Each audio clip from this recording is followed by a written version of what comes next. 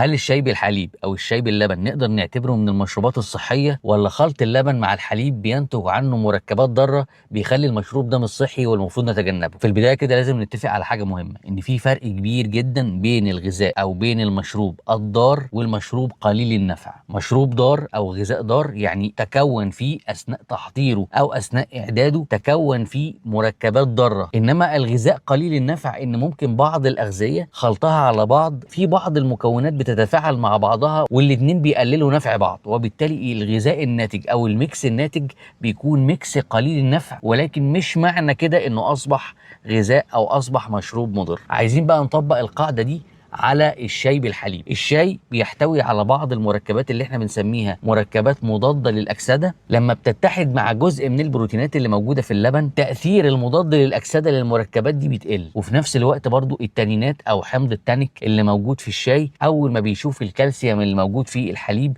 بيتحد معاه وينتج عنه مركبات صعبة الامتصاص، او جسمنا ما بيقدرش يستفيد بمركبات الكالسيوم دي فبيخصم شوية او بيقلل شوية من النفع اللي موجود في الحليب اللي هو احتواء الحليب على الكالسيوم. الميكس ده اصبح ميكس قليل النفع، ولكن في نفع معنوي او ممكن نفع غير ملموس شوية ما نقدرش نحسبه بالقيمة الغذائية بيضيفه لنا الشاي بالحليب عند كتير من الناس، اللي هو ايه؟ اللي هو السعادة، الانبساط، ان انا اقدر اكمل يومي كده بعد ما اشرب كوبايه الشاي بالحليب. في ناس ما بيقدرش يكمل يومه كده ويفتح عينيه ويبتدي يتعامل مع الحياه الا لما يشرب كوبايه شاي بالحليب الصبح، فبالتالي انا ما اقدرش احرمه من المشروب ده، لان المشروب ده مش مشروب مضر، هو قليل النفع، بس النفع بالنسبه له هو نفع معنوي. كون ان احنا نبقى مبسوطين او مفرفشين او مقبلين على الحياه في ظل الظروف اللي بنعيشها كلنا دلوقتي، ده في حد ذاته ميزه مهمه جدا ونفع مهم جدا اللي المفروض لا نتجاهله لما نيجي نتكلم عن اي غذاء او اي مشروب. بس هنا لازم نقول حاجه مهمه،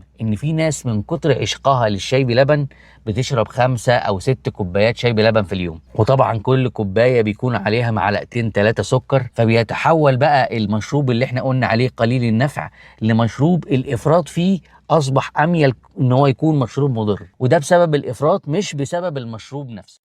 يلا قومي اعملي الشاي. قومي اعملي الشاي. هقوم اعمل الشاي؟ ايه يا اخي كل شويه شاي شاي شاي؟ هو انت مدمن شاي؟ هو انت ايه غفير؟ ايه كميه الشاي اللي انت بتشربها دي؟ انا خلاص زهقت من الطلبات، زهقت. ما تطفشي من البيت يا سعاد. ايوه هطفش ومحدش هيعرف لي طريق جره. احسن احسن. اوف. هعمل لك الشاي.